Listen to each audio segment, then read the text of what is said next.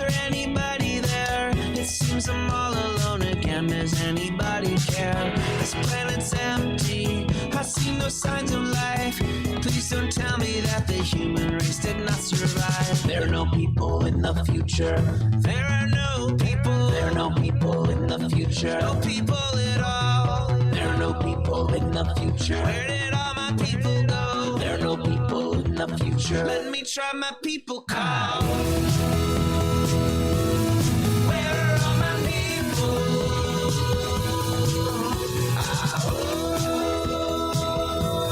Where are all my people? I guess I'll fly away now. Hey, everybody, welcome. It is Friday, February 16th. No, 17th. It's 17th. I can't even get my days straight today. Welcome to Raging Chicken's Friday Politics Roundup. This is Kevin Mahoney, creator and founder of Raging Chicken. Each week, we break down the good, the bad, and the ugly in state and national politics, and I'm a little slow to get going this morning. There's no doubt about that. Don't know what that's about. Try to get up early. Just, all the rain and everything that's happening.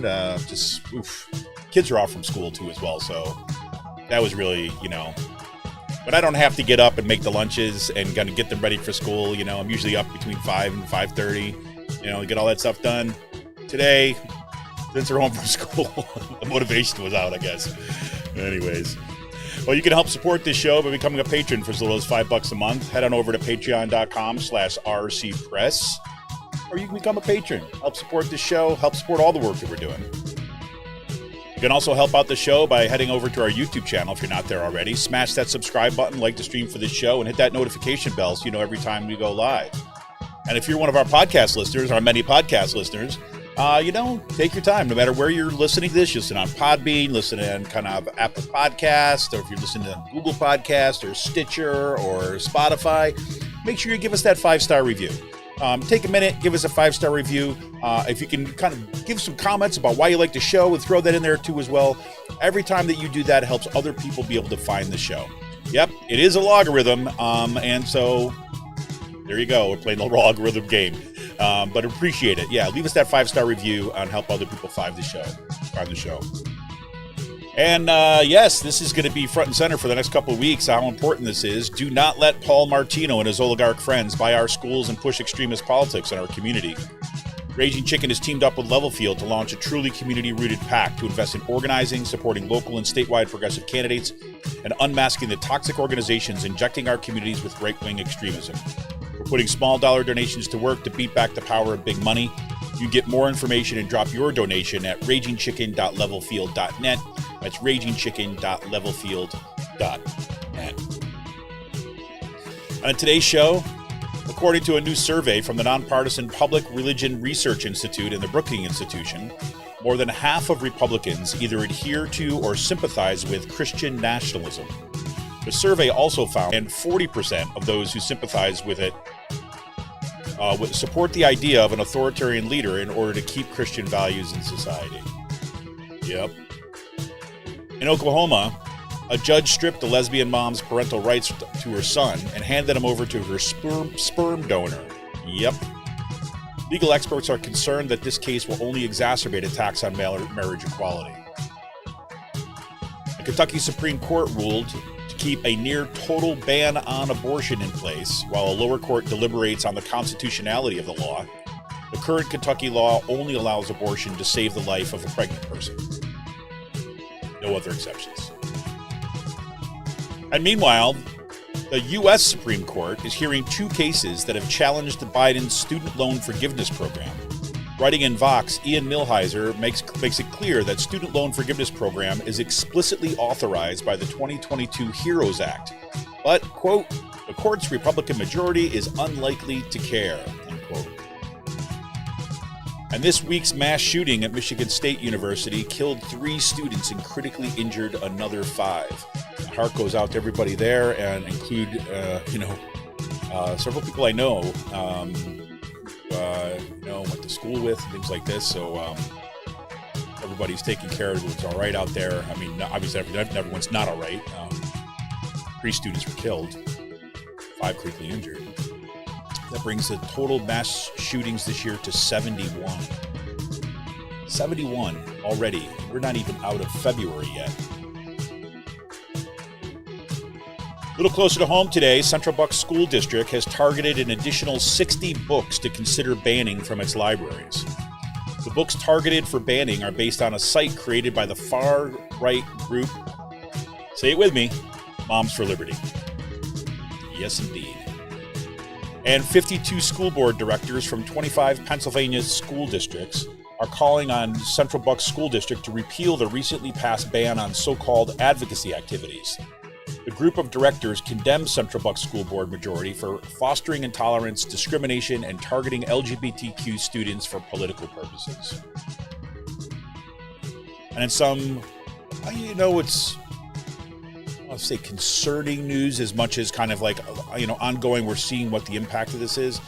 Senator John Fetterman voluntarily checked into Walter Reed Medical Center for treatment of clinical depression. Depression is common in stroke survivors. And last week, Fetterman was hospitalized after feeling lightheaded during a Senate retreat. I got to say, both Fetterman himself and his wife, Gisela, are just doing such a good job, I think, of being transparent about what's going on and calling attention to,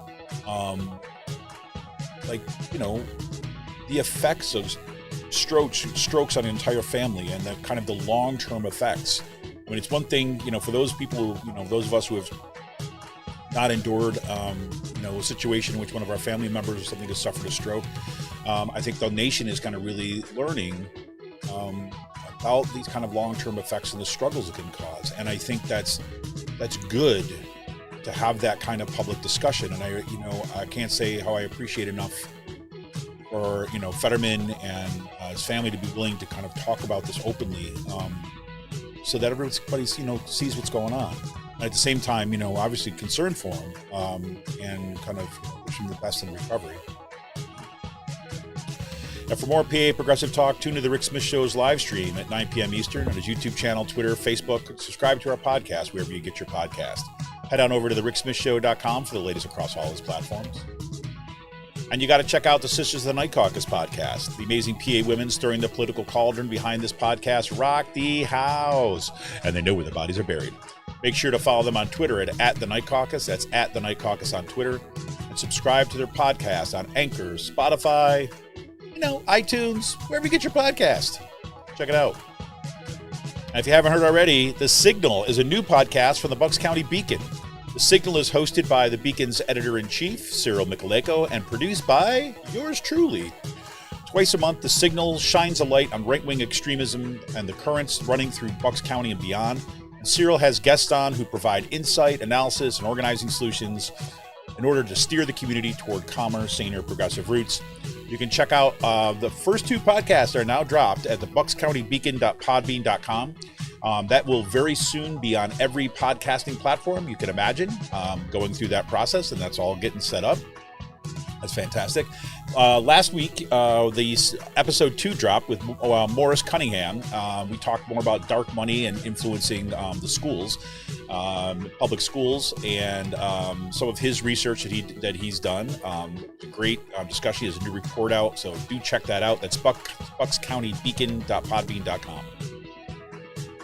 And attention all you gamers out there, the Game Inn, that's with 2 N's. The Game Inn is a Quakertown-based black family-owned gaming store. They're friends of the show, and they've got everything for retro N64s, the latest consoles, video games for all platforms, collectibles, action figures, Funko Pops, walls of Funko Pops. And kids get discounts with A's. When they get A's and a report card, they get discounts. How good is that? Pretty cool. Check them out on their Facebook page and follow them on Twitter at the Game Inn. That's with 2 N's, at the Game Inn on Twitter. If you got a question about a game, look for something hard to get, shoot them a message or drop them an email at thegameinpa@gmail.com. And a special shout out goes once again to Jonathan Mann, who wrote our intro song, There Are No People in the Future. Check out all his great stuff on his YouTube page and follow him on Twitter at Song of Dayman. That's with 2 N's, at Song of Dayman on Twitter. Well, we got some good stuff coming up on Out to Coop Live. Man, this past couple weeks have really kind of rocked it. And we had, Alyssa Bowen was on the show this past week, and which was fantastic, getting back into the dark money and kind of schooling. That was pretty awesome. We've been, just been plugging along. It's been just a great series of interviews. We've got some great ones coming up. This coming Monday, February 20th, that is again at 7 p.m. We're going to be talking about the recent decision by Kutztown Area School District to cancel their One Book, One School reading of Alan Gratz's New York Times bestselling young adult novel, 2 Degrees. They canceled it because the novel grapples with the impacts of climate change. Yes, indeed. I'll talk with Robin Underwood from the group Coffee, that's Kutztown Organized for Educational Excellence. And, we'll talk about what's been happening in Kutztown, because Kutztown School District has seen an influx of right-wing extremism and Paul Martino money. My understanding is that they've got about, last school board election, was $15,000 got dropped down into that district to kind of push everything to the right. So we're going to talk with that. It's Robin Underwood on Monday. And then on the 27th, that's coming up in 2 weeks, also at 7 p.m., I'm going to talk with Patricia Roberts Miller. We're going to be talking about her book, Demagoguery and Democracy, and the continued threat of authoritarianism into our democracy. Roberts Miller was formerly a professor of rhetoric and writing and former director of the University Writing Center at the University of Texas at Austin. And her other books include Speaking of Race, How to Have Anti-Racist Conversations That Bring Us Together, Rhetoric and Demagoguery, and Fanatical Schemes, Pro-Slavery Rhetoric and the Tragedy of Consensus. I'm really excited to have her on. I'm actually reading one of her books in my classes this semester, and she does just a fantastic job of kind of unpacking what's happening, what demagoguery is and how it kind of works and how it functions, and then what a critical, say, democratic rhetoric, if you will, might look like. That is, what would it look like to actually engage critical issues in sane ways, I guess, in ways that are kind of help democracy. But it's great stuff. So we'll be talking about some of those tactics of demagoguery, and that'll be on February 27th, Patricia Roberts Miller. Look, everybody, if we want a progressive future, we need progressive media. That's the way history works. History has always been like this. You need that media, and along with social movements, that's the way it works. Support Pull No Punches homegrown progressive media today, becoming a patron of Raging Chicken for as little as $5 a month. Head on over to patreon.com/rcpress. We're here for the fight, and we need you. Become a patron for the price of a good beer once a month. Help keep the media in the movement and the movement in the media. Become a patron for as little as $5 a month by going to patreon.com/rcpress today.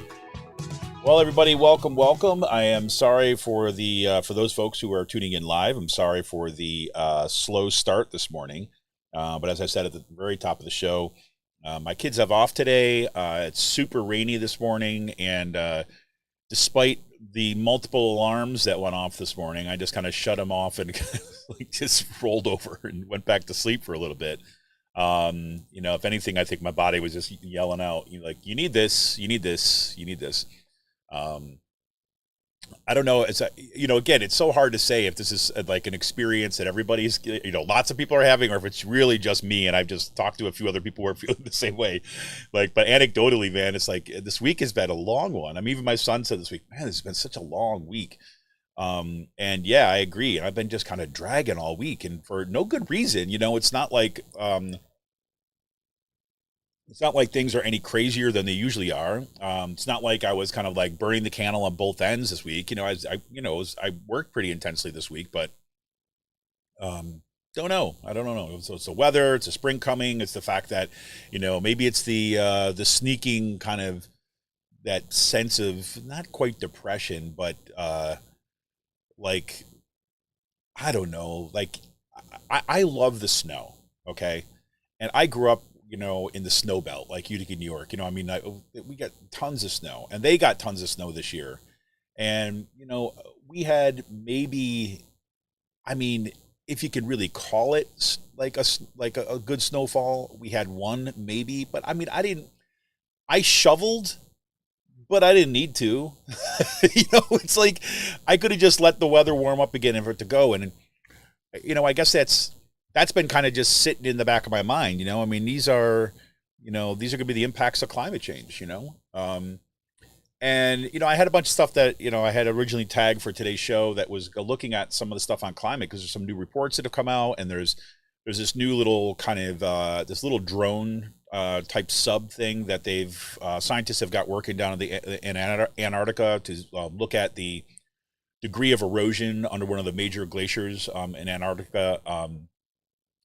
We talked about this in the show a while back. They were finding out that because of the warmings of the ocean, right, these massive kind of ice shelves and glacier shelves are kind of being eroded kind of underneath, right? So even when we don't see kind of mass melting on the top, although there's that too as well, the warm water is kind of undercutting these ice shelves, right, making them that much more precarious and or collapse. And so there's things like that were going on. There were kind of reports that came out about that, which is always cause for concern, certainly. The other one, well, I should have just put them in the show now because here I am talking about them. The other one was there was a really, there's a really good report that came out, and I'm just not going to find it right away. But there was a really good report that came out that was, oh, here it is. I should have put this one in here because this is an important one, right? So there's a new report. This was published in the Washington Post. It's it was published yesterday, I guess. And the title of the article is "Beware a Climate Doom Loop Where Crisis is Harder to Solve," report says. And this was, I think, a really good article and an analysis. I have yet to read the entire report. I've just read the this really good article in the Post about the things. This is an article by Leo Sands. And they say they're calling it a doom loop, right? These reporters. So, or not these reporters, these scientists. So these think tanks, I said. So let me just read this to you because I think this is important context. So it says, the self-reinforcing dynamic outlined in a report jointly published Wednesday by two British think tanks warns of a spiral effect.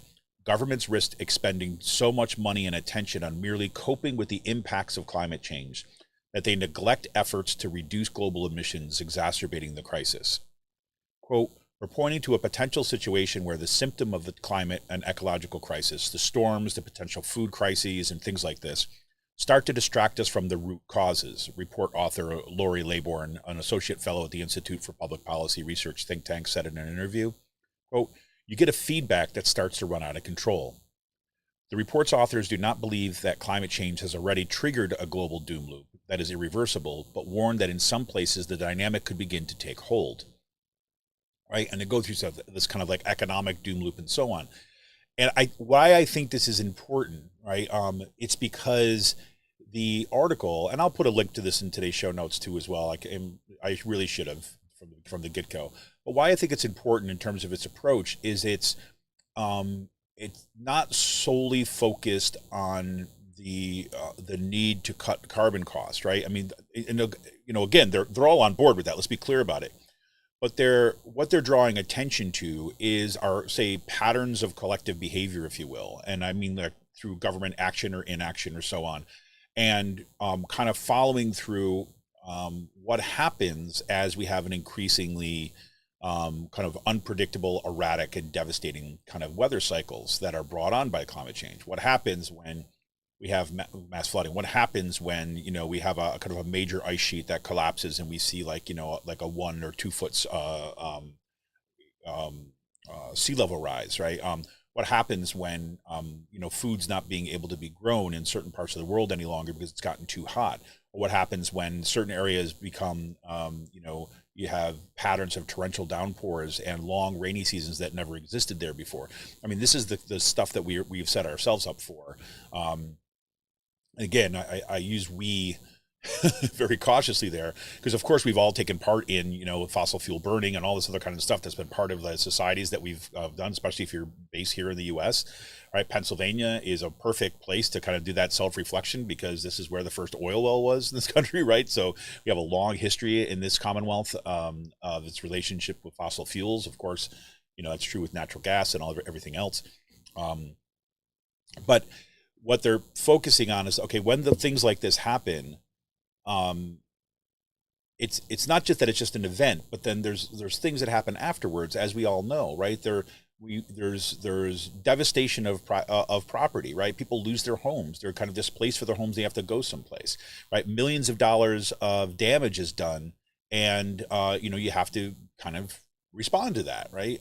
People have insurance, right, for their business that gets, flooded out or burned down or kind of wrecked in a major hurricane, right? That insurance kind of pays those fees, right? And so then that's money that goes out, and then the insurance rates go up, and people are paying in more money, and so all gets focused on like the economic part of it, like where the cash flow goes, is all going to respond to these the crises and kind of mitigating it, and but it's all kind of like on our heels. And what the report points out is that since these are going to increase, right? The severe weather is only going to increase. If all we're doing is responding to the devastation, then we're going to not have sufficient amount of resources in order to address the underlying problems, or at the very least, right, it takes the eye off the prize, because we're caught in this constant loop of responding to the results. So it's a really good report. I'll probably talk about it a little bit more kind of next week on the show, because I want to kind of get into and digest it a little bit. But I thought it was I don't know. I just think it's really important to think along those ways, because if we're going to be holding politicians accountable, we're going to be electing people to office, and we need rapid response at this point.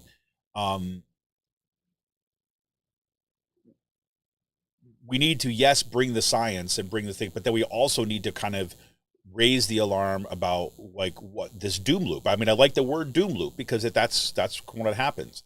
And and they talk in the report about this food doom loop, or the kind of economic doom loop, and how this is all kind of coming at us from climate change.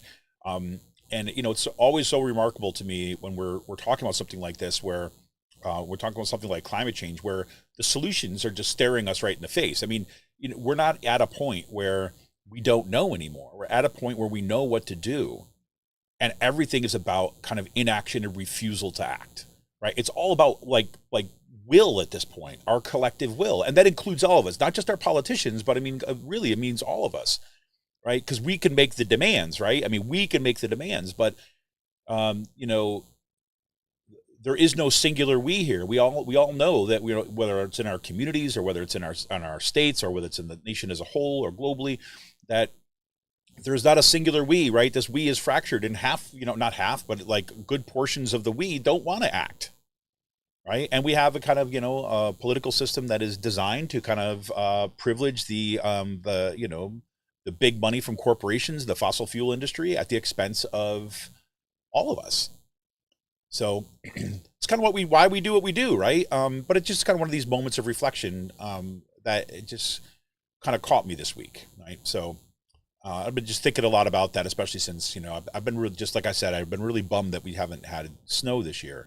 My kids have been really upset, because they love it too, and it's kind of like a window into the future, if you will. Anyways. I don't know if people saw this week, but there was this new report that came out, like I said, from the Brookings Institution and from the from PRRI, which is the Public Religion Research Institute, and they found it was actually kind of, again, it's a good discussion, but they decided to do this report, or do this survey, right? Kind of because it began, one of the researchers says this. This is Robert Jones. He's the president of the PRRI. And says, it became clear to us this term Christian nationalism was being used really across the political spectrum, he said. Not just on the right, but on the left, and that it was being written about more by the media. And of course, it's being used differently by those groups. Like for those folks on the right, obviously they're kind of, some of them are embracing them. They cite the example of Marjorie Taylor Greene, who basically explicitly said that, we should be Christian nationalists, that she's a Christian nationalist. This was during an interview at the Turning Point USA last August. Here's the exact quote, "We need to be a party of nationalism," she said. "I am a Christian, and I say it proudly, we should be Christian nationalists," right? So that's Marjorie Taylor Greene. And so that's the kind of thing that these researchers basically said, we should begin tracking this to kind of see what kind of impact it is. Because it's one thing for those folks like us, to be calling attention to this. It's a whole other thing to really try to understand what the actual impact is, right?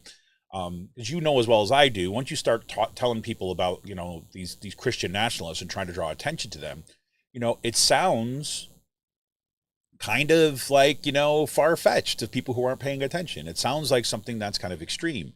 So this group basically started to say, okay, let's get some actual hard data on this.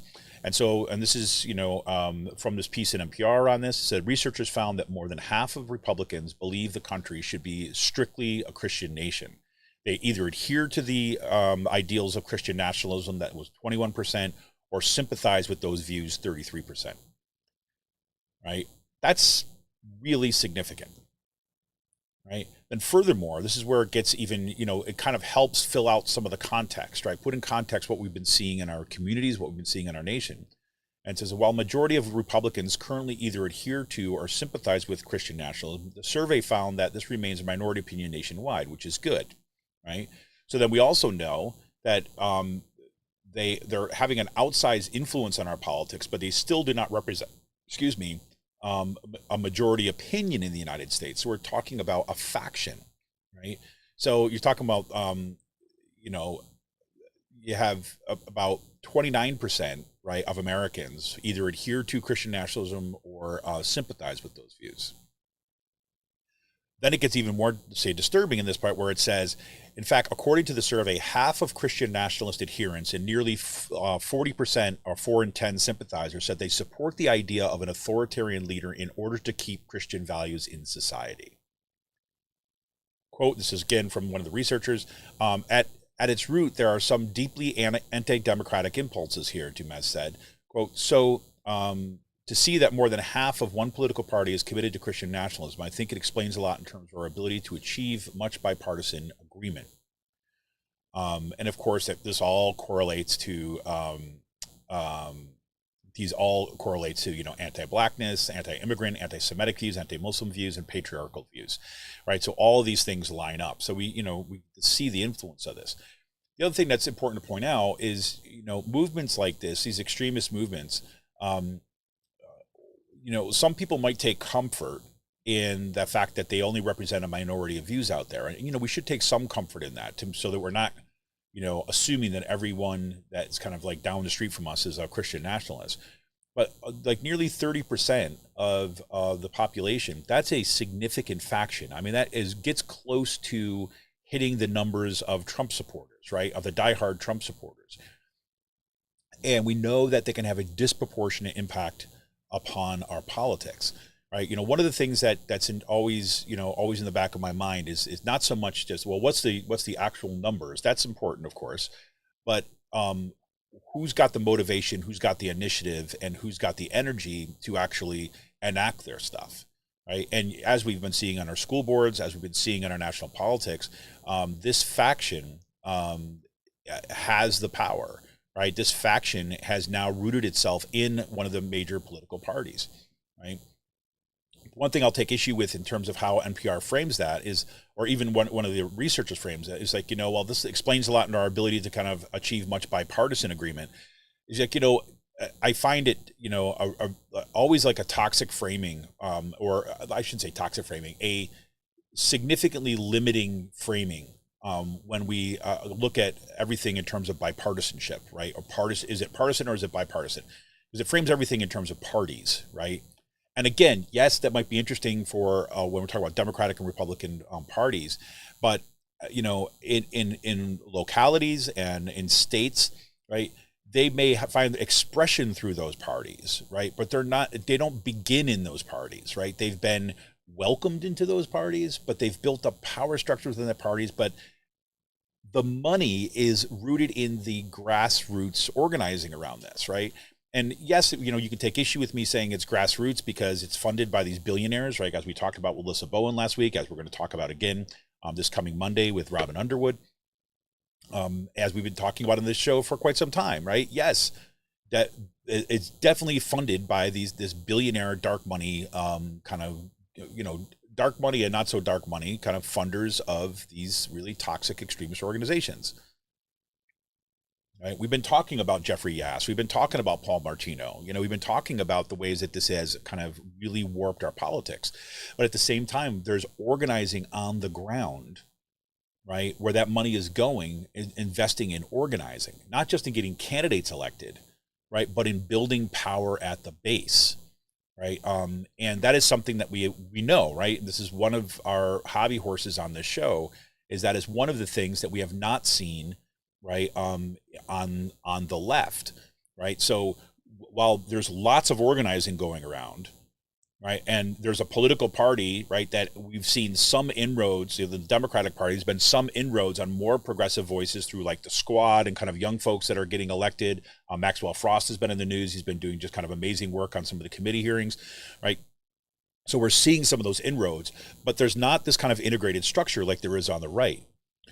Right. A matter of fact, we find that most kind of local organizations that are trying to build power, trying to organize around stuff, are the ones who are struggling for money the most, right? Money and resources to do that. While as we'll see folks from kind of this center to the left invest lots of money in political candidates during election times, or into charity organizations.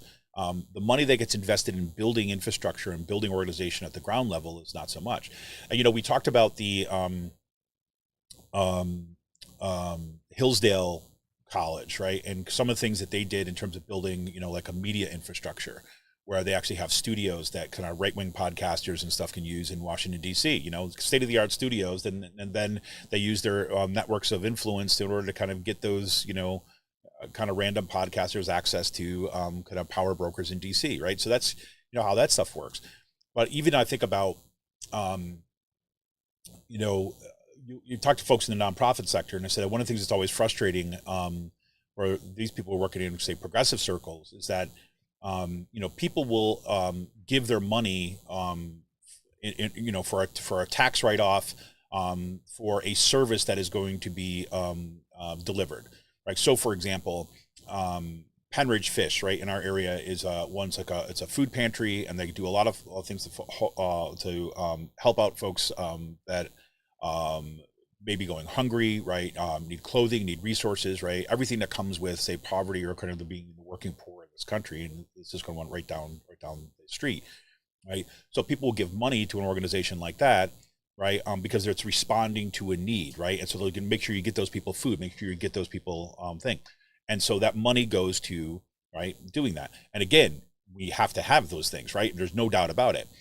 But the next step in that, right, it has to do with, okay, what if you had a group of folks that were on the left that were investing not just in money to get food for people who need it, but actually were buying buildings, right, that could house a collection of organizations like that, so that organization did not have to pay rent, right? So that if people with money on the left, right, center to the left, right, were investing in helping build that infrastructure, right, that relieves the pressure of making daily bills, right, for power and rent and things like this, then you could. An organization like Penridge Fish could actually expand the work that they're already doing, right? That is true across the nonprofit sector, right? I was thinking about there's this I'm gonna probably get the name of it wrong. I want to say it's 826. 820. I got it right. 826 Valencia, right? This has always been a really cool model for me. 826 Valencia is it's a nonprofit organization that works with under-resourced students ages 6 to 18 with their creative and expository writing skills to help teachers inspire their students, right? So it's like they wanted to want to just work with students and help with kind of literacy skills, right? And this is based out in California, but they now have like chapters across the country. So there's one day. The cool thing about it, right, is that what they do. I want to see if I can get this. No, I'm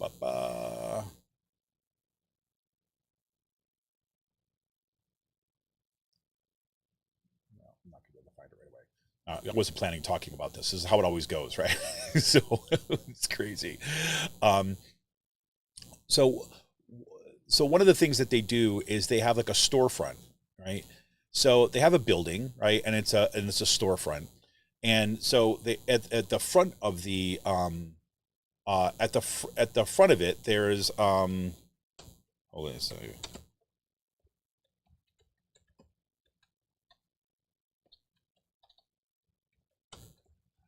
In the front they have like a store, right? And what that store, the store sells, kind of clothing and things like this, right? At a reduced rate.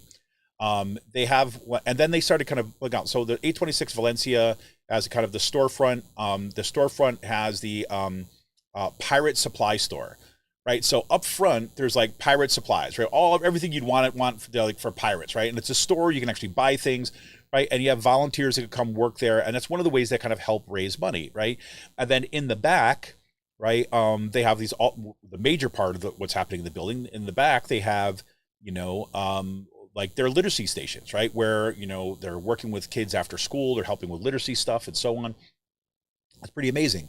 These kind of chapters began. They started, open these up across the across the country, so that you have like a superhero supply store and you have a robot supply store and that kind of stuff. And then in the back you've got say literacy station, which is really kind of a cool idea.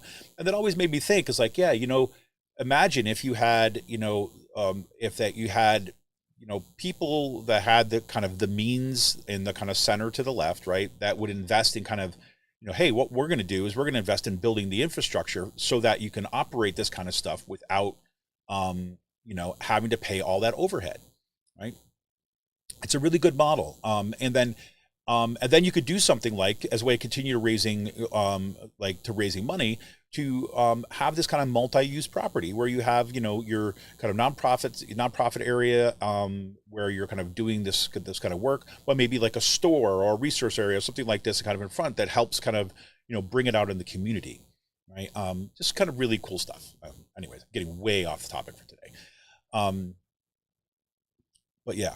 So, I just think about that kind of building out that infrastructure is kind of, I guess, what got me off on this is, seeing what's happening with the rootedness of this Christian nationalism, that's kind of, being, perpetrated or being kind of spread through, our communities, through churches as institutions, right?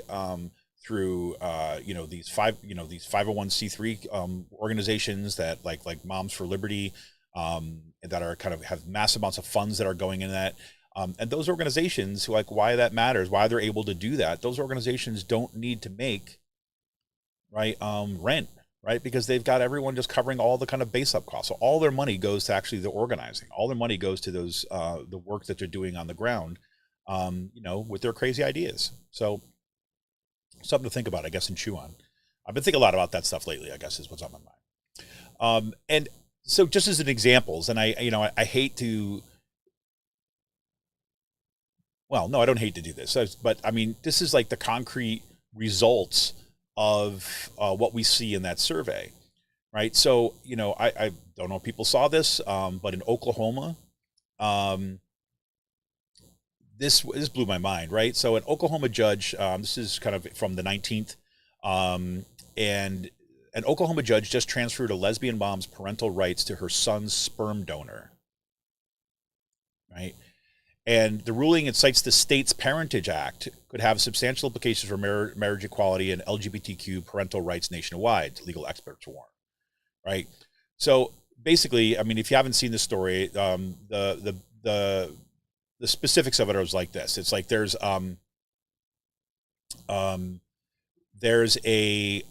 was a lesbian couple who kind of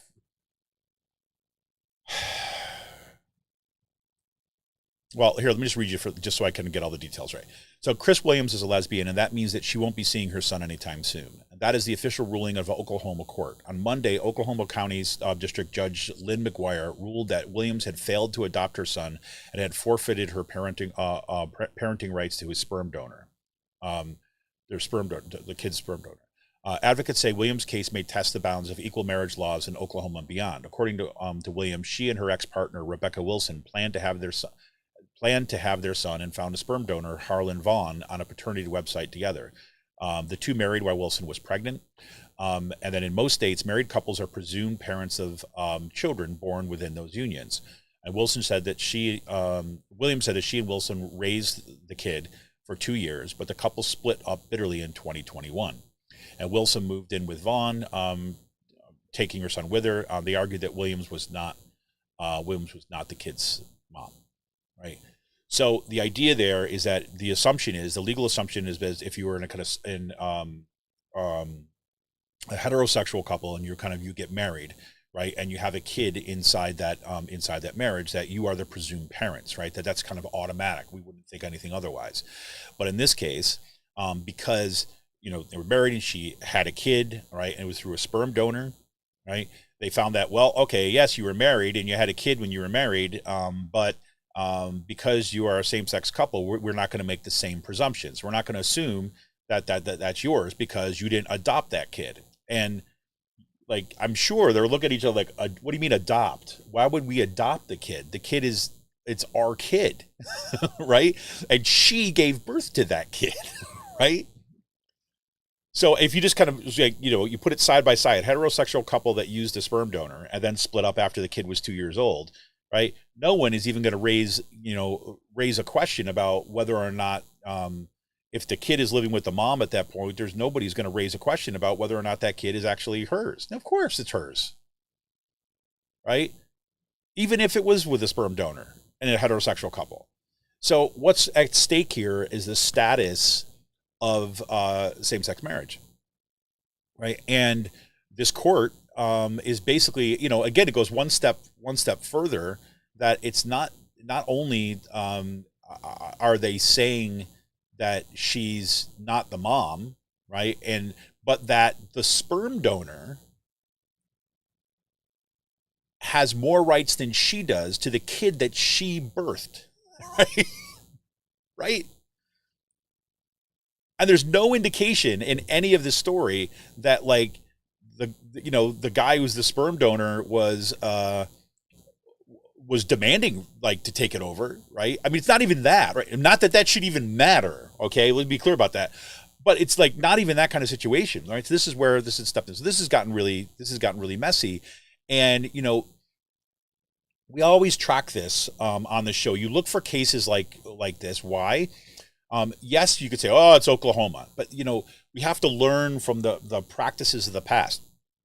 That you have, because of that grassroots network, well-organized grassroots network that we talked about, that is well-funded from the top, is that they are constantly looking for test cases, right? And pushing the limits and pushing the boundaries of what is considered, kind of legitimate, what is considered normal, what's considered legal, and looking for cases like this to push it through the courts. Their goal is ultimately to change national law,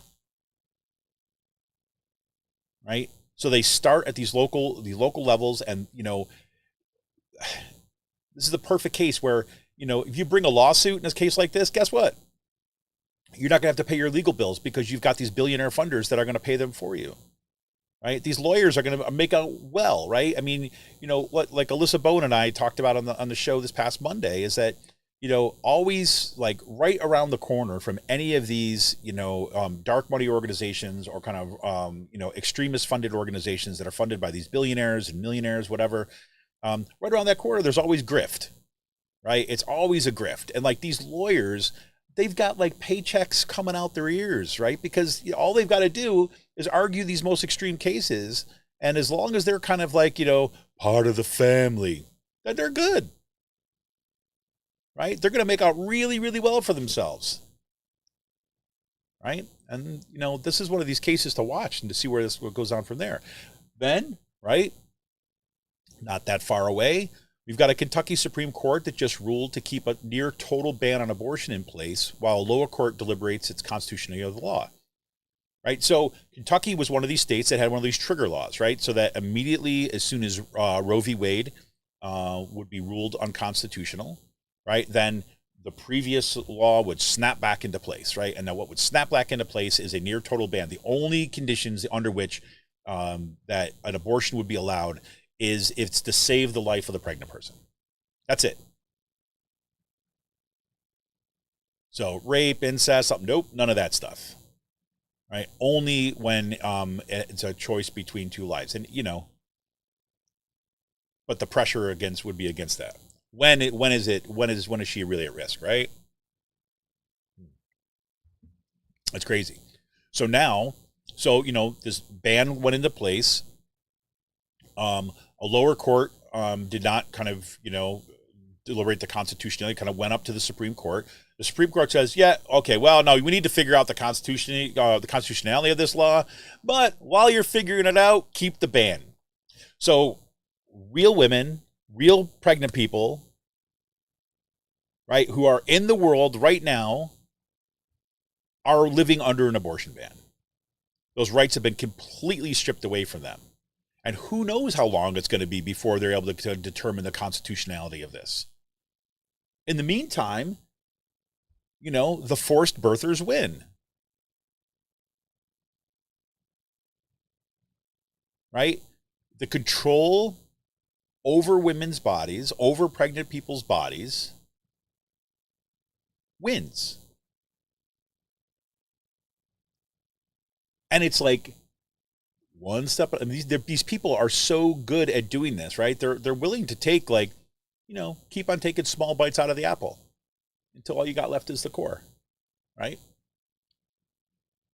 Well, just a bite, or it happened over there, right? But in the meantime, real people get hurt. I mean, this is kind of like, this is the model of any kind of authoritarian change, right? It's always this. I had a student in one of my classes talk about this week, and the student said that it's like that analogy of like the frog, right? The frog's in the boiling water, right? The frog doesn't jump out if you throw it into the boiling water immediately. Boom, tries to get out. But if you slowly raise the temperature to a boil, they'll sit right there. That's the mentality these people have, right? They say, okay, we'll keep on chipping away at it. And under the expectation that the rest of us and our mainstream media and all this other kinds of stuff is just going to say, well, okay, this is an exception, and this is just like a small case, and that's actually happening over there, and worry. They might worry about the national implications of this, but they're not. We don't do that. And I think part of it is just kind of I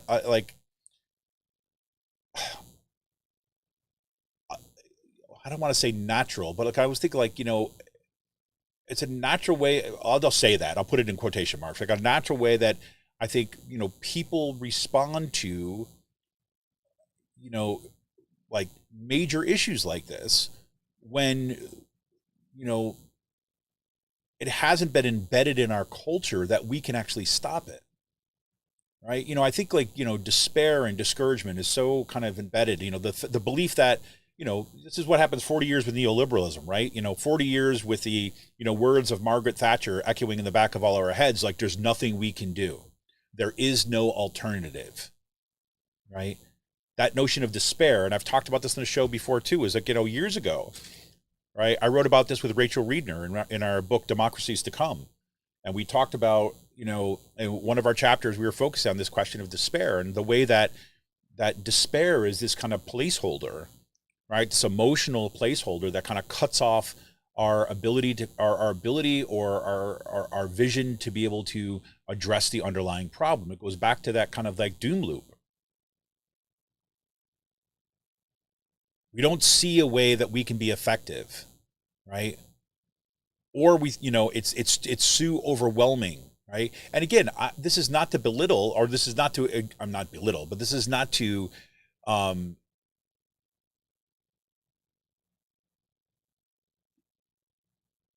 this is, let's phrase it a different way. We have to recognize that there are always people that are fighting, right? There's always people that are organizing, right? I'm not talking about saying that nobody's doing anything. That's not what I'm saying, right? Lots of people are doing things, right? I'm talking about as a culture, right?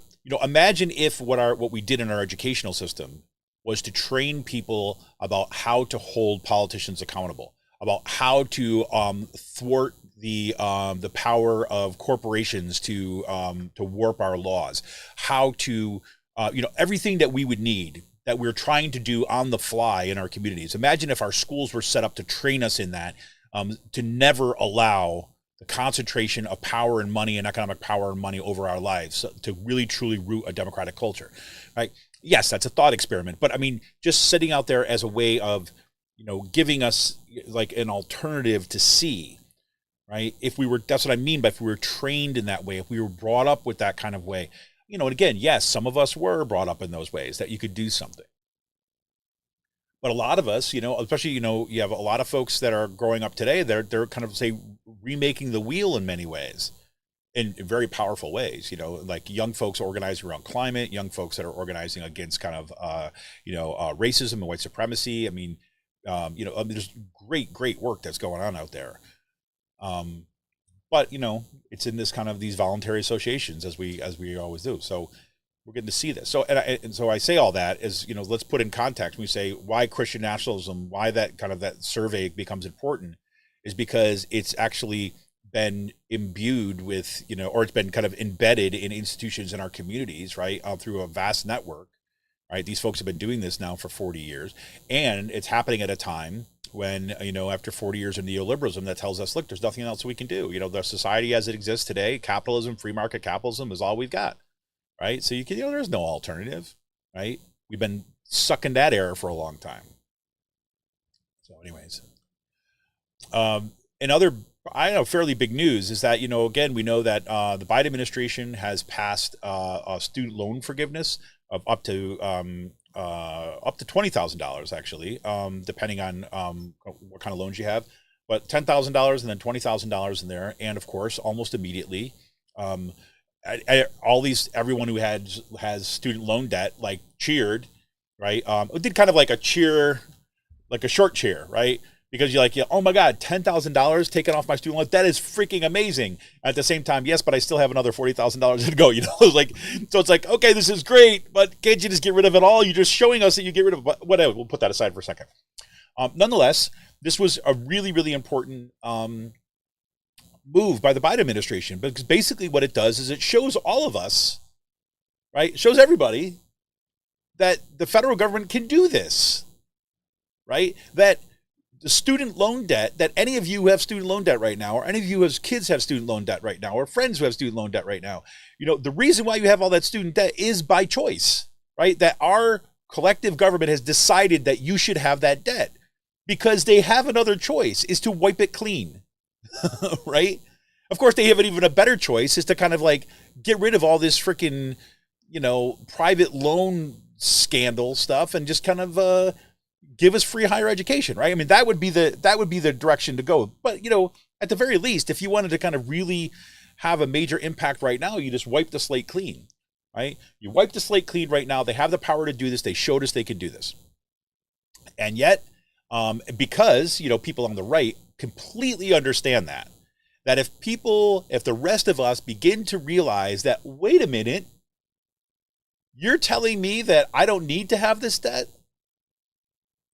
They might want that, right? They might want a situation where they don't have that debt, right? So almost immediately, right, you know, you've got these right-wing folks who kind of got in to kind of challenge the constitutionality of the student loan forgiveness program. Writing in Vox, Ian Millhiser does great work on the Supreme Court, legal analysis and all this stuff. He writes, the legal issues are straightforward. A federal law known as the HEROES Act explicitly authorizes the program that Biden announced in the summer of 2022 as the COVID-19 pandemic persisted. Under that program, most borrowers who earn less than $125,000 a year during the pandemic will receive $10,000 in student loan forgiveness. Borrowers who receive Pell Grants, a program that serves low-income students, may have up to $20,000 in debt forgiven, right? So there it is. There's a law that was passed, right? It's not just Biden saying, let's do this. It was saying they actually got a law passed that explicitly authorizes the Biden to do this, right? So there you have it. And yet, and I'll read a little bit more, and yet while this program is clearly authorized by a federal law permitting the Secretary of Education to, quote, waive or modify many student loan obligations, quote, as the Secretary deems necessary in connection with the war or other military operation or national emergency, it is unlikely to survive contact with Supreme Court dominated by Republican appointees, right? The trick there was, right, that act, right, was under when you're under a national emergency, right? We were in a COVID-19 emergency. That's what allowed the Biden administration to do this. Okay. Now there's other arguments about, well, he could just do this anyways. He didn't need this to happen, but Biden administration is probably not going to touch that. But anyways, So now the Supreme Court, is going to hear two cases that are going to challenging the loan forgiveness program. One is called Biden versus Nebraska, and the other one is Department of Education versus Brown. Right? Kind of interesting. Brown versus Board of Education. Now here you got Department of Education versus Brown. The reason why at least one of these lawsuits is likely to end badly for student borrowers is something known as the major questions doctrine, a legal doctrine that was largely invented by Republicans on the federal judiciary, and which has no grounding in either constitutional text or in the text of any statute. Right? In theory, the major questions doctrine provides that when a federal agency takes an action of, quote, vast economic and political significance, unquote, it must be authorized to do so by a federal law that very clearly gives the agency the power to do so. Even under this doctrine, however, there is a strong argument that the Biden student loan forgiveness program is lawful because the HEROES Act speaks in clear and expansive terms about the Education Secretary's power to waive or modify student loan obligations. Right? So that's the setup. Right. However, Bill Heiser goes on, basically to say that, look, this is the Supreme Court has been using this major questions doctrine as a way to just kind of like ignore law and to do what it wants to do. Right. So that's kind of where we're at. So that's why Millhiser is basically saying, look, the way he puts it is this. He says Supreme Court's Republican majority can nevertheless use its get out of text free card, right? That's the get out to strike down any debt relief program anyways, right? That's because even though the HEROES Act does this, all the court's going to have to do is basically said, all the courts have to do is say, well, no, this is a major questions doctrine, so we really can't do this. Now, Millhiser says, look, there's a chance that the court will dismiss the case out of hand because neither of the parties who are bringing the lawsuits have standing, right? Because they're not people who are directly negatively impacted by this, right? So the plaintiff must show that they were injured in some way by the policy. It's unclear how anyone is injured if someone else has their debt reduced, right? So it's not like somebody who's basically saying, wait, my debt is being taken away and that hurts me. It's not even like that. It's like saying, no, somebody else's debt is being taken away and I'm mad and that hurts my foo-foos, I guess. Right. So, we'll see where that goes. But, if you're looking for yet another reason why the Supreme Court is actively working to undermine any kind of legitimacy it has left, this is going to be one of them. And, and again, I'm not one to say like, oh, when this bad things happen, that there's going to be repercussions so that maybe we can take solace in the fact that, okay, people would be mad and there's a lot of really mad student loan borrowers who are going to be mad at the Supreme Court, and that's going to change things. Well, these people are appointed for life, right? The Democratic Party seems completely unwilling to actually pack the court in order to kind of change the direction of this court. So, okay, we can be mad, and maybe we're going to kind of, elect some more Democrats down the road, but that's not going to change the fact that this $10,000 or $20,000 that was potentially removed from people's debt is now going to kind of remain if that's what they decide to do. So we shall see. And the other part of it too, as well, like where I was talking about with, this Republican or this right wing legal infrastructure, is they're always looking for cases to bring to the Supreme Court. It's like they're already looking for additional cases that will get around that standing question, right? So they're looking for, okay, how do I convince somebody out there who might be theoretically harmed by this, right? Have a better kind of claim to standing. How might we kind of encourage them to bring a lawsuit so that we can kind of have another one come up the pike? And I couldn't tell you one way or another, but I know that they are, they're considering this. Millhiser even addresses this as articles. He says, quote, there is a chance that this court will dismiss the case because none of these parties have standing to bring the lawsuits, as I was saying.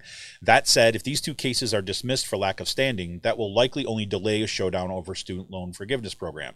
Eventually, the program's opponents are likely to find some institution, perhaps a company that is paid to service student loans, that will be hurt financially by this program and will be willing to file a lawsuit. Right. So, in other words, looking at maybe some of the banks that are somehow benefiting from all your debt. Yep. Maybe we can convince one of them, even if it's a small borrower or something like this, that we can convince them that to bring a lawsuit. So we shall see. And in really devastating news this week, of course, we saw another mass shooting this weekend at a university. This is at Michigan State University, where we saw 3 students killed and another 5 injured, critically injured. that this brings the number of total mass shootings to 71 now. That means basically just about as many shootings as there are days in the year so far. I know like last week, there was numbers coming out to say there were 67 mass shootings, and at that point there were more mass shootings than there were days in the year. I don't believe that's still the case. We might be like under by like one or something like that, but it's just amazing. And what we're seeing here too as well, you look at some of the mass shootings that have taken place over this past week. You had, obviously we saw these instances where you have these mass shooters that were infected by kind of right-wing ideology, white supremacy, and so on like this, that were taking up their AR-15s and shooting up schools and all this other stuff, or these conspiracy theories and all that kind of stuff. We saw all that kind of happening, right? Some of the mass shootings this year, especially ones that took place in California, right, were in kind of Chinese communities, that were in immigrant communities, and were committed by kind of other immigrants or other kind of Chinese Americans or like this, where we saw the case, kind of mass shootings where we saw, you have an African American as the shooter kind of thing. Is that what that draws attention to, right? Is what Moms Demand Action, for example, have been the anti-gun crew have been saying for as long as I can remember. It's the guns, stupid. Right? I mean, all these other factors, right? Kind of right-wing extremism, conspiracy theories, right? Mental illness, all this other kinds of stuff, right? Contributes to, or kind of can be the pathway for somebody to go and kill somebody.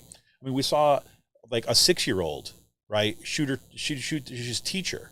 Right, bring a gun into school, shoot his teacher. There was another one. I just saw this the other day. There was another 6-year-old in Pennsylvania, right, whose, I think, mother was arrested or something like this because the kid, right, little girl, 6 years old again, I think it was 6 years old, brought a gun to school,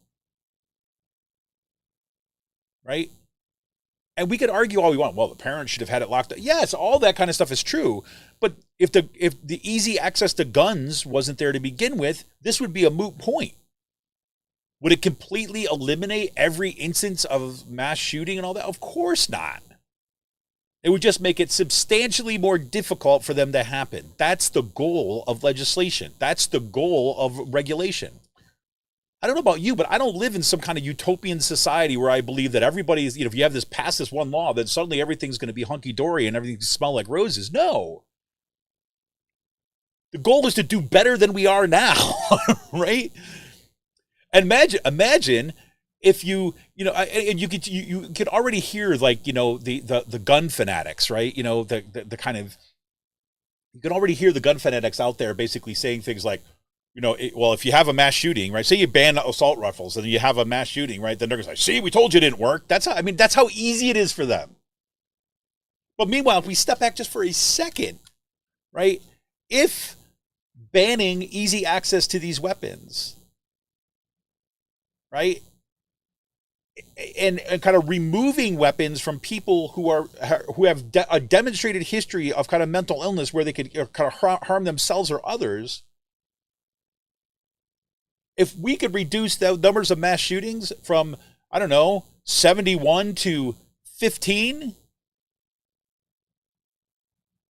is that still a problem, those 15 mass shootings? Absolutely. But guess what? There's a lot more people alive. Right? Is that not the goal? This is what just blows my mind about this discussion over and over and over again, because the arguments take place as if we're going to live in kind of like, oh, well, there's still going to be bad people. Of course there are. Duh. Nobody's arguing there's not going to be bad people. Matter of fact, we're arguing something different. We're arguing that there are bad people, right? And there are people that have significant, kind of mental illness, and they're not going away. Therefore, let's not make it easier for them to use things to kill other people. How hard is that?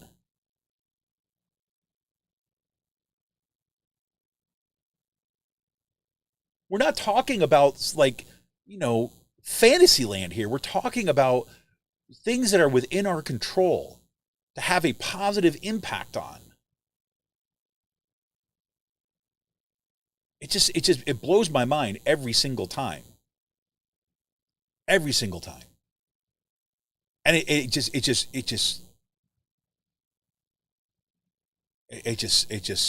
kills me.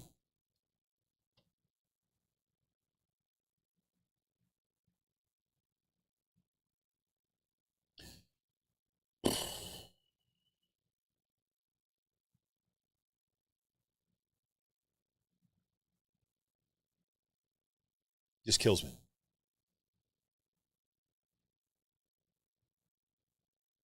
He wasn't even supposed to have a gun, or whatever. I don't want to get into that kind of mentality where we're saying, well, it's, blah, blah, blah. It just, if we just take away the access to the weapons, if we take away the ability to make it easier for people to do mass killing, then we will be better off. We will not be perfect. We will be better off. Those are different things. And, I have several friends, like old, colleagues and people I know through, my field of study. And that's where they work. And I just, immediately, I'm anybody who will tell you who knows me, who will tell you that I'm really bad at kind of, keeping in contact with people on a consistent basis. I recognize that as a severe kind of, personal failing of mine. People I really care about and people that I've had, and I just, whatever, I get so focused on what's in front of me and my work and my family and things like this. And I'm bad at it. I feel bad about that, but and since I stopped going, I used to go to these conferences every year, as part of my field. I don't anymore, in part because my family, in part because it got too costly, because I would end up spending a lot of money and I wouldn't get reimbursed from that from my university because we have such little support for faculty. So I decided, well, screw this. I'm going to focus on other things that I think I'm going to find that's going to be more impactful, like this, right? Like writing like this and writing, this kind of stuff. But anyways, so I used to see these folks every year, Julie and Malia, and,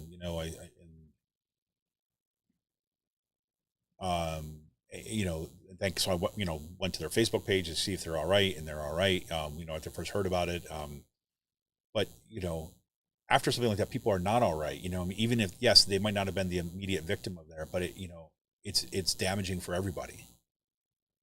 So I don't know what to say other than that, other than to acknowledge this and kind of like I feel what's going on out there and why we got to eventually get to the point where we get rid of this stuff.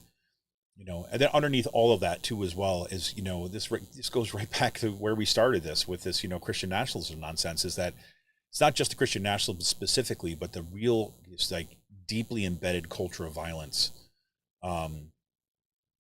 that, it's bolstered by kind of massive income inequality, by systemic racism, by, a lack of any sense of cohesive, civic culture where we actually are working together toward, a better democracy. Instead, it's like pitting one group against another all the time.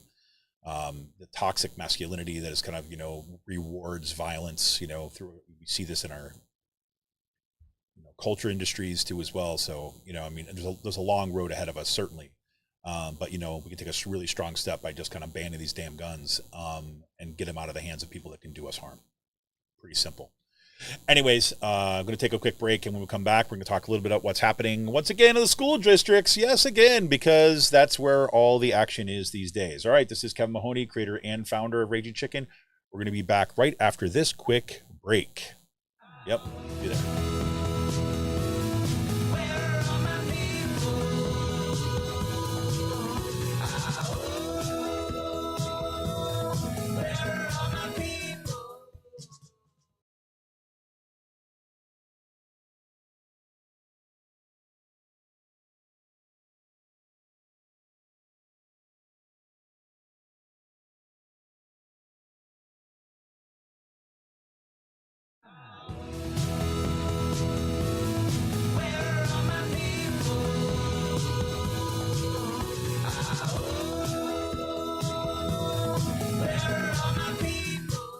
Hey, everybody, welcome back. This is Kevin Mahoney, creator and founder of Raging Chicken.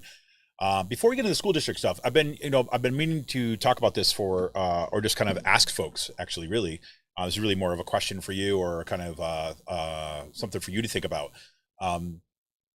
What I've been, that little break that we just kind of went through there, and there's like the transition music, and then it goes quiet for a little bit, and then transition music, whatever. I've been thinking a lot about that, and I was thinking that I would really love the ability to highlight some local bands, and say work with some local bands who would be willing to have kind of a segment, like a song or something like this, play during some of our breaks, maybe even to use as some transition pieces. I just thought that, I came across I was in some kind of down a band camp, kind of wormhole one day. I was just like, listen to a bunch of stuff. I was like, I wish I spent more time kind of, in the local music scene. And, because for a long time in, different places that I've lived and stuff, I would really be connected with that. I know, and like, my wife and her family are really kind of into music. It's, in terms of local music scene, folks that are doing progressive work, maybe things that, not even necessarily like overtly political, although if there are, awesome. But just kind of local bands that are kind of with good people that kind of might fit with this program. If you've got any suggestions for, say, local bands that do kind of original music that you think might be interested in having some of their work highlighted here, shoot me a message. Shoot me a message on Twitter at RCPress. You can DM me there, or shoot me an email at ragingchickenpress@gmail.com. And just kind of, I'd love to hear your suggestions, right? I'm going to start reaching out to a couple bands. One of them, which is it doesn't look they've produced any new music for a few years now, but I really like stuff that they've got. Another one that looks like they may have just produced some new music, right? So they may have not been together for a bit, or kind of moved on, or stuff like that. Just stuff that I really like. I mean, I just would love to hear what you think, what kind of suggestions you might have. But anyways, I'm going to put a call out like that on our Patreon too, as well, with a way to kind of submit stuff, so I can begin making some contacts with some folks. The other thing so here's the other thing I would like your thoughts on, right? And I'm going to put something up again. I'll put some questions or want some feedback on our Patreon site too, as well. And again, that will be open for everybody. You can go to our Patreon site, and you don't need to be a patron in order to kind of respond to some of this stuff. But that's where we're gonna put these things. I don't know if people have seen this, but I've been having an issue with I was in the process of redoing our old ragingchickenpress.org site. And I had started to make some changes to basically streamline the old site to get it ready to become a new one. And then I messed up something. I think I didn't get these certain changes done before they switched to a cloud servers, where I'm having it hosted. And now the site is inaccessible, right? And I can't even get into it, right? So I've got to find some time where I can actually just talk with these folks to try to help me get it back up right. Anyways, so I'm figuring, why am I spending all this time doing this when I just have, already have basically a site on our Patreon stuff. So I'm going to start putting some of these questions and reach out for folks there. Because the other thing that I've been toying around with a little bit, and you may have seen me put out this call on Twitter. If you know of people that are doing kind of independent media work, right? Progressive independent media work in Bucks County or the surrounding counties, like in this area, I would love to get in touch with those folks, right? I've already been in touch with a couple now who have DM'd me, and I'm putting out this idea, and the idea is this, right? But it's a kind of idea that we can't do without the community, right? In part because, kind of the issue that's always faces kind of independent media or faces progressive organizations is that, we only have so much time in the day to do things, right? That's the thing. And I know that, let me tell you what I'm talking about first, and then we'll go into it. But what I thought would be kind of a cool idea, right, is to have like a Bucks County independent media Discord. Right, Bucks County and surrounding district are going to have a Discord that would be a place where we could, have channels within the Discord on the Discord server, have channels in the Discord server for each independent kind of say publication or media site or something like this that's doing kind of progressive work, and then have things to kind of, for the community to kind of, contribute ideas, to kind of meet each other, to basically, put, say, our audiences in contact with the Beacon's audience and in contact with the Con O show audience with, that kind of thing, right? To, to kind of build out and basically expand that sense of like, look, we're not all out there kind of alone, right? That there's lots of folks that are kind of invested in this stuff, and having kind of a certain kind of virtual meeting place where we can kind of cultivate some of that. And frankly, to be honest with you, I've already got it set up, right? I've already set up the Discord server and that kind of stuff, but I haven't kind of, been promoting it at all or anything yet, in part because the only way that it can work is that if we have people out there in our communities, right, in my community, in the Bucks County Beacon community, and other kind of media communities that are out there that are willing maybe to kind of serve as, say, moderators on the site to make sure that we don't get a bunch of trolls that are kind of destroying it and that kind of thing, that will, kind of field questions here and there, but just, make sure, really it's mostly, because most of the time, Discord is fairly, self-organizing. But there are a few things you want to make sure you want to keep out the trolls and the hate speech and all that other kind of stuff. But you also want to have, say, for example, if somebody wants to set up a new channel for a particular reason, there might be an approval process that somebody would have to approve. And, I listened to the show, The Dungeon Run. Obviously, that's not a political site. But their Discord server is amazing, and that's what they've done. And members of the community they didn't even set theirs up, right? The community did it themselves, right? And then have been organizing around it. So it's the official, unofficial, Discord of the Dungeon Run. And just do an amazing job. And it's been kind of expanding, and they've created a kind of really fantastic community. And, in addition to all the kind of networking and the connections that are happening already out there through around kind of the school board races and stuff like this, it'd be kind of cool to have like an online space too as well that, wasn't Facebook, right? That wasn't there, but that would find ways that we can kind of meet and discuss kind of inside the community, so to speak. But anyways, just a thought. If anybody is kind of interested in that kind of thing, any kind of, that would be, think that'd be kind of a cool idea, even if you're not kind of someone who'd want to step up to be a moderator or something like this, but just love to hear your thoughts on that. Okay. So if you're listening to this as a podcast, right, again, you can head on over to Twitter and message me at RC Press. Let me know what you think. We have our own Discord, right? But as people know, I haven't been doing a whole lot with it because it's just one other thing. And so, yeah, anyways.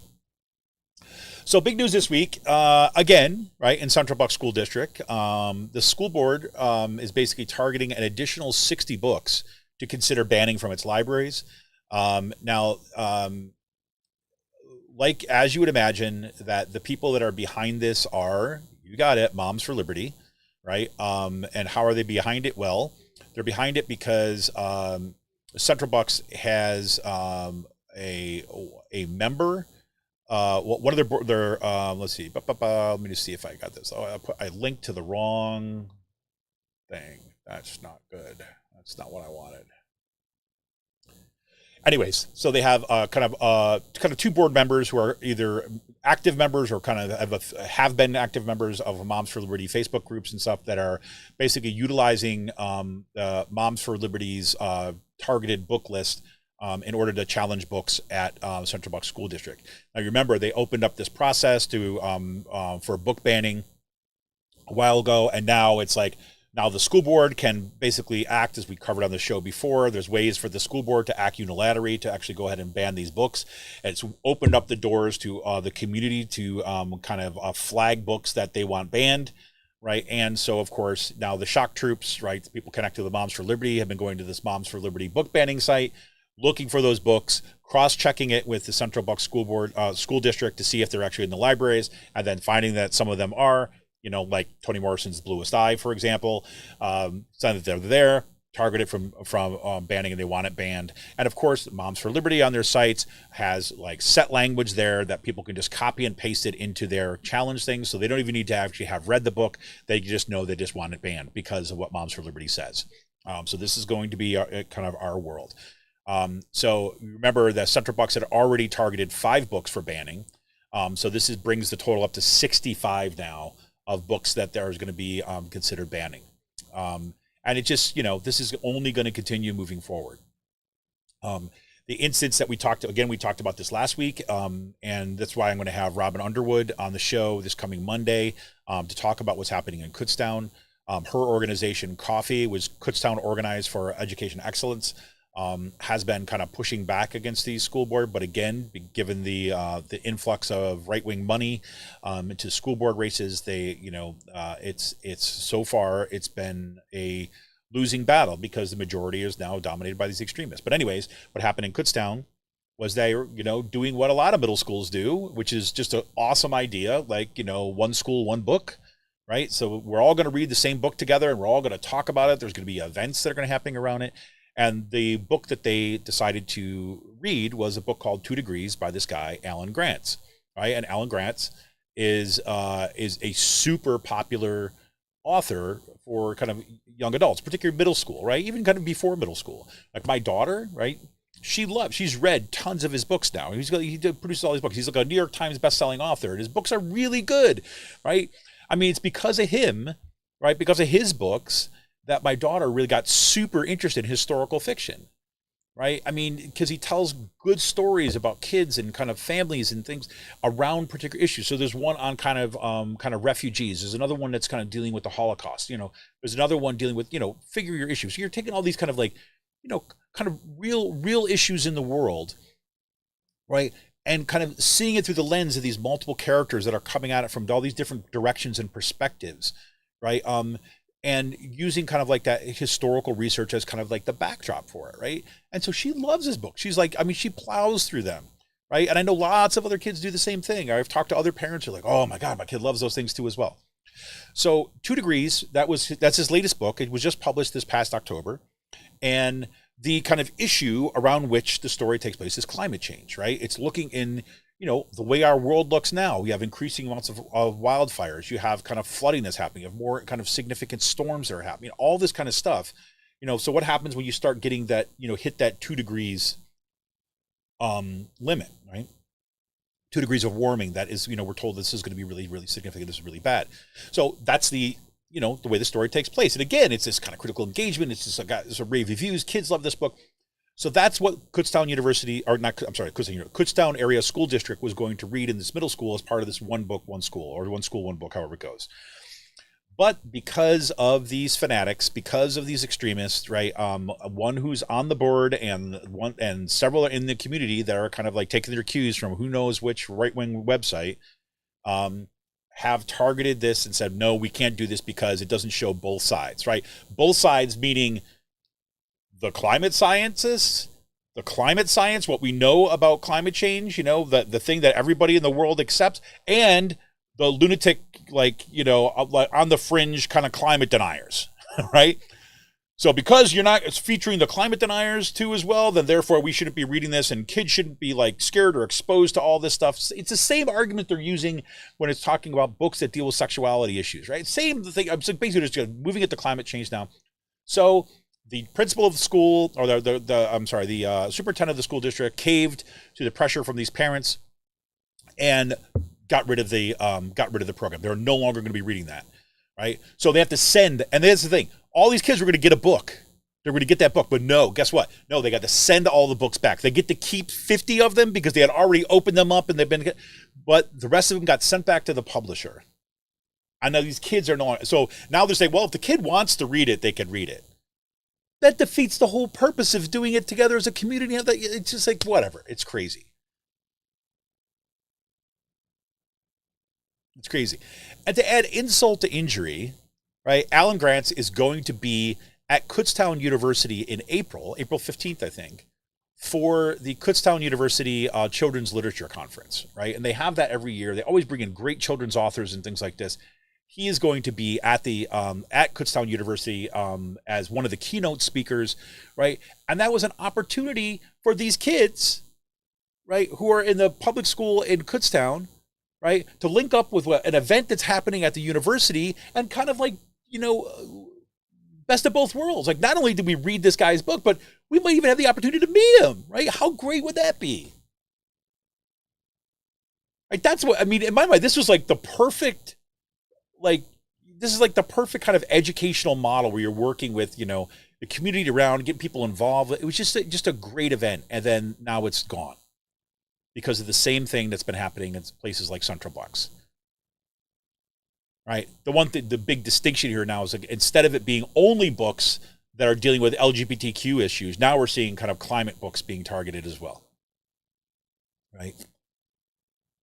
I hate to say I saw this coming, but I was talking about this like several months ago. I said, you watch, once they're successful, once people break down and allow them to do this, they're going to come after climate science. They're going to come after all the other things that we're doing, and then they're going to ban all that stuff too as well. And here we go. I guess this is good news that there was 52 school board directors from 25 different Pennsylvania school districts basically sent a letter out. Here, wait, let me get it for a second. I forgot to pick it up, I think, right? Did I? What do I do with that? I had a nice little. Oh, and I also forgot to include something else in my notes of it today. So this is from this is an open letter to Pennsylvania families and students, and it is signed by 52 like I said, school board directors, and it ranges from Wissahickon School District to Allentown School District to Bethel Park School District, Bethlehem, Downingtown, even someone from Bucks. Can you believe it? Right? Andrea. Let's see. Norristown School District, Perkiomen School District, Norristown, Springford. You know, you get the idea. From kind of all over Pennsylvania, the school board directors kind of signing this and basically condemning what's happening at Central Bucks. And I'll read you just a little bit of their letter. It's an open letter to Pennsylvania families and students. School boards have a unique role in our society, tasked with the oversight and governance of public school systems that welcomes all students and prepares them to succeed in their educational careers and in their lives. A crucial part of this mission is fostering an inclusive, tolerant environment free from discrimination, bias, or prejudice. This is particularly true for some of our most vulnerable populations of students, those facing any number of different personal challenges or working to overcome traditional societal barriers. We, the undersigned, are elected school board directors who denounce intolerance and discrimination by school boards. As school board directors, we are tasked with the creation of an environment that fosters learning for all students and the advancement of policies that achieve this goal through tolerance, inclusion, and equity. It is our job to ensure that when students graduate from any public school in Pennsylvania, they are prepared to enter the workforce with resilience, empathy, and a strong sense of self. Then they move on to what's happening at Central Bucks. School boards and individual school board directors should be working to help support these populations, not attack them, or foster intolerance toward them, or target them for political purposes. Unfortunately, that is exactly what a majority of the Central Bucks School District School Board has recently done in adopting a policy that attacks LGBTQI plus students and their allies and directly contradicts our mission and purposes as stewards of the public education systems. Policy 321, quote, on partisan political or social policy advocacy activities, unquote, passed by a vote of 6-3 by the Central Bucks School Board of School Directors on January 10th, 2023, is a direct attack on students, teachers, and community members and contradicts the purpose, mission, and goals that all school boards and school board directors should seek to advance. On its surface, the policy is clearly targeted to harm LGBTQI plus students and community members with the immediate ban of pride flags hung in classrooms, but it has already harmed other historically marginalized groups. Just last month, the world saw the effects of this harmful policy at play in real time, with a school librarian forced to remove a poster with a quote from a Holocaust survivor and award-winning novelist Elie Wiesel, or face serious consequences. Only after broad public outcry, the district restored the historic quote, but the damage to students, teachers, and the community had already been done. The broad, unclear, and downright cruel interpretation of this policy is inflicting direct harm to members of our communities, our friends, our neighbors, our teachers, and our children. And they call for repeal of the policy. So, bravo. We need more of that. We need more of that. We need more of that. The other thing I didn't mention, and I'm sorry, I can't believe I didn't mention this, and put this in the show notes rather, but we've been also following here, I've been looking at, and we haven't talked a ton about it on the show yet, and in part because I was looking to try to get somebody on the show, and so whatever, get off here. But Temple University Graduate Students Association is on strike, right? They have been on strike for about a week now, a little bit more, but here's what's at issue in this strike, right? Here's their demands, right? One, a living wage, right? The current average pay for graduate employees is $19,500 a year. Our proposed base wage of $32,800 a year is designed to bring graduate employees' pay in line with the living cost of Philadelphia based upon the MIT living wage calculator as of January 2021 when the negotiations began. Other universities in the area like Penn have already acknowledged this need, raising their graduate pay to $38,000. Right? So one, living wage. Healthcare for dependents and families, right? The cost of adding dependents to graduate employees' healthcare plans are prohibitively expensive. The cost of adding just one dependent to a plan for a year is almost a third of the total annual salary for graduate employees. They want that added to their health insurance. Longer parental and bereavement leave, right? Despite graduate school being a time of life when many people want to start families and Temple marketing itself as an institution of accessibility, Temple's policies make this impossible. Right? They only have 5 days of parental leave, right? Beyond that, then that's it. And they want better working conditions. It is one of the most basic rights of the union to negotiate over the terms of our workload, yet the administration refuses to engage at all with our proposals that would help address widespread overwork and mismanagement of contracts and work assignments. Our working conditions are our students' learning conditions, and when our conditions are substandard, our students suffer. Right? You can go to TUGSA, that's TUGSA.org/strike, and you get information about how to join the picket line, how to donate to their strike fund. You can go to tugsa.betterworld.org/campaigns to TUGSA-strike fund, or just I'll put that in the show notes. You'll find all this information at tugsa.org/strike. They have a petition that you can sign there. There's an undergraduate petition that's calling for no scab classes, that undergraduates have recently joined the strike by refusing to cross picket lines, by refusing to go to class, by refusing to go to school, and kind of increasingly putting pressure upon the university, which is phenomenal. And then they have a broad petition that's for everybody to sign. You can email the Temple administration and spread the word to others. That's what we're trying to do right here today. I'm still going to see if I can find a way to kind of squeeze in somebody from TUGSA to talk about this. Hopefully their strike is going to be resolved soon, and they're going to get what they're asking for. Recently, there's recent reporting that just came out that said that, where is it from? Maybe I don't have that one here, but I think it was in the Billy Penn, I think, might have had a piece on it. There was an interview with some of the folks from TUGSA, or it might have been from Philadelphia Inquirer. There was an article about it where the administration refuses to even meet to negotiate with the TUGSA organizers or TUGSA negotiators until they reduce their ask, right? So instead of actually going to the table to negotiate, the Temple University administration is basically deciding that, okay, no, we're going to negotiate by saying we're going to refuse to even talk to you, refuse to even negotiate unless you already cut what your ask is, right? Which is not the way you bargain in good faith. So this is setting up for a long-term strike. I should just, before I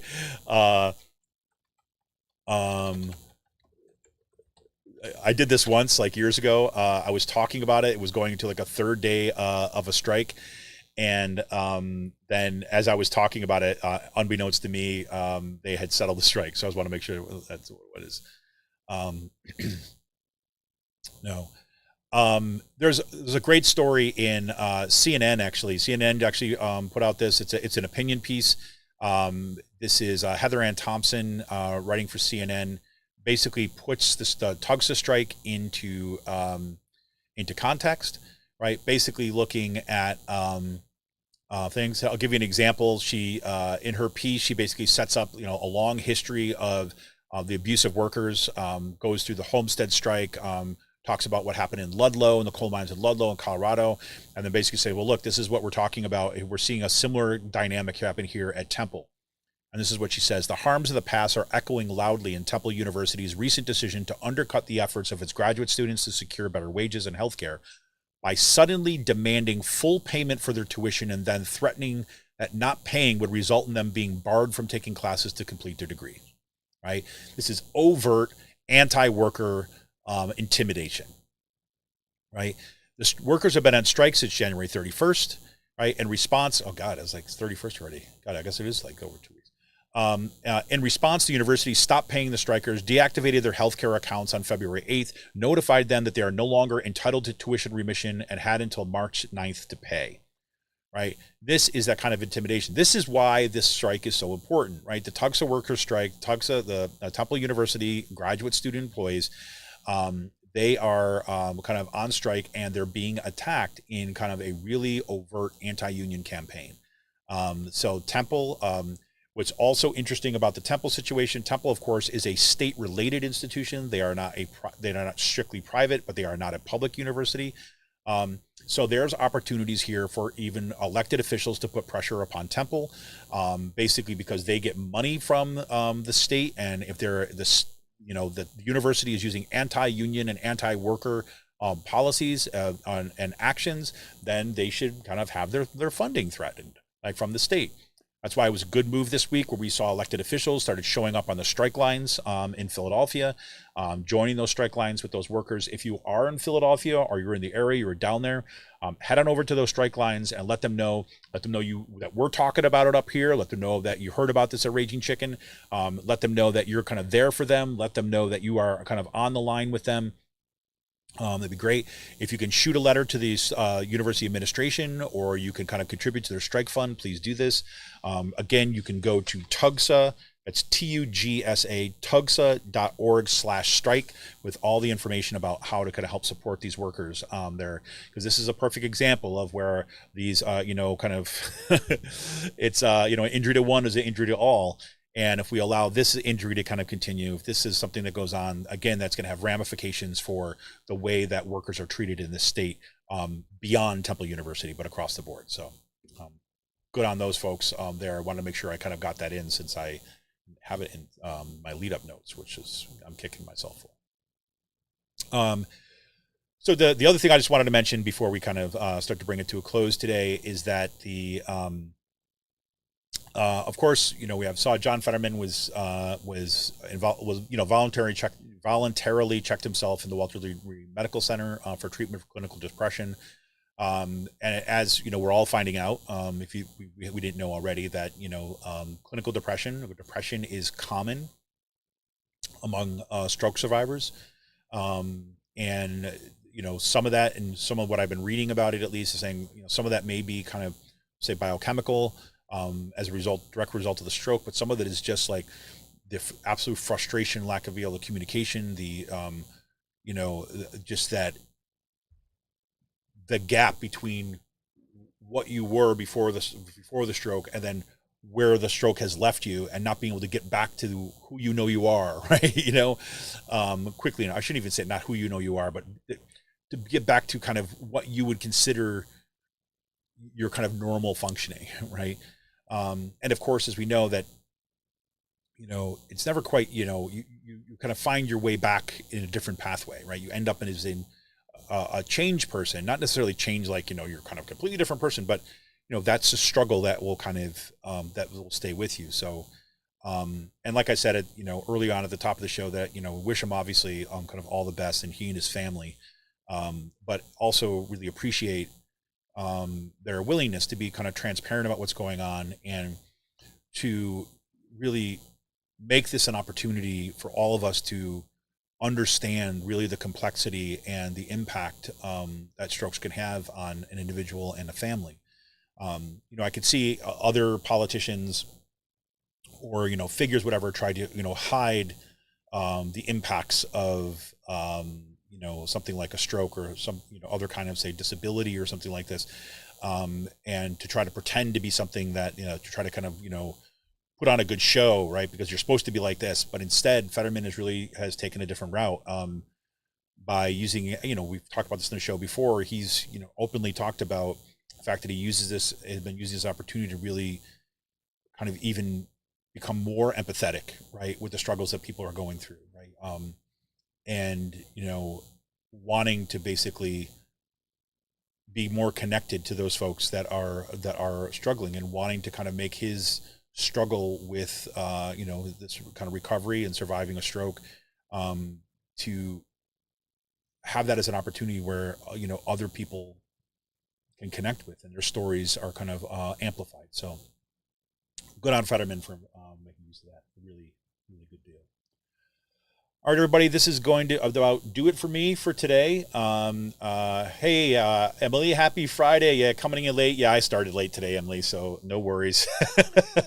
I have, like I said, I apologize that I started so late today, but it's just, kids home from school and had an opportunity to sleep in a little bit, and I took that opportunity, even though that was not my intention when I went to bed last night. So here we go. Anyways, everybody, kind of enjoy this day. It looks like, at least in my neck of the woods, looks like the rain has been clearing out. And yes, it is still like a balmy, it's going to be what's a balmy, what is it now? 52 degrees here on this February 17th. We're looking for whatever, I should start doing this every week. We're looking for a high today of 59 degrees. Yep. And the rain's going to be coming to a stop pretty soon. Yep. Tomorrow it looks like we're going to get a little bit of cold again, but it's it's not going to get below like 44. So, yep, our climate future is here. That's for sure. All right, everybody. I wish you an awesome weekend. I hope you have a great opportunity to do something nice this weekend. I know I'm going to be doing some cleaning. If I can, I'm going to be doing some yard work. Yeah, a bunch of other fun stuff. So anyways, wish you all well. Thank you all for your continued support. Thank you for kind of joining on the show. And as always, let me know what you think. Kind of got suggestions for upcoming guests and so on. Please, please let me know. And just a reminder that this Monday that we're going to have Robin Underwood on the show, talk about what's happening in the Kutztown area school district with the kind of around that book 2 Degrees by Alan Grant. And then in 2 weeks, we're going to have Patricia Roberts-Miller on talking about her book, Demagoguery and Democracy. For now, this is Kevin Mahoney, creator and founder of Raging Chicken. Hope you all had a great day. Looking forward to a good weekend. I'm going to sleep in tomorrow too, I think. You know what I'm saying? So tired this week. Anyways, take care all. Have a good one. See ya!